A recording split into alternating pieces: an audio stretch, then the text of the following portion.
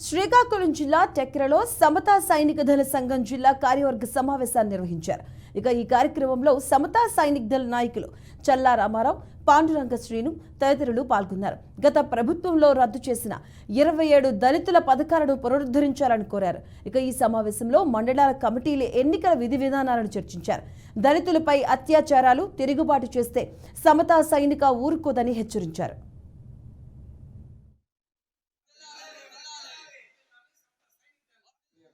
హక్కుల సాధన గురించి అణచివేతను తిప్పుకొట్టడానికి 1927 మార్చిలో డాక్టర్ బిఆర్ అంబేద్కర్ గారిచే స్థాపించబడినటువంటి సంస్థ సమతా సైనిక సంస్థ.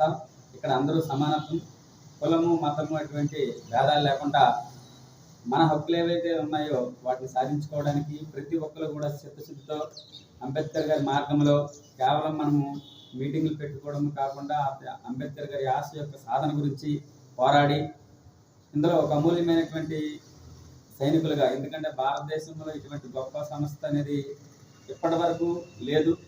అటువంటి గొప్ప సంస్థలో మనం ఉండడం, సమతా సైనిక దళ సంస్థలో ఉండడం అనేది మనకు గర్వకారణం. ఎందుకంటే నిస్వార్థంగా ప్రభుత్వానికి డిమాండ్ చేయడం జరిగింది. అయితే మనం ఏం చేయాలి? ఈ జిల్లా నియోజకవర్గ స్థాయి, మండల స్థాయి, విలేజ్ స్థాయి కూడా నిర్మాణం చేసి ముఖ్యంగా అంబేద్కర్ ఆశయాలను సాధించడం కోసం ఈ సమతా సైనిక దళం అంటే వేరే వాళ్ళు ఎవరు రారు.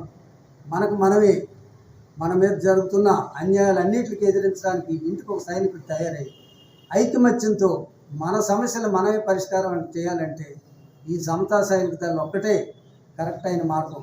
అనేక సంఘాలు ఉన్నప్పుడు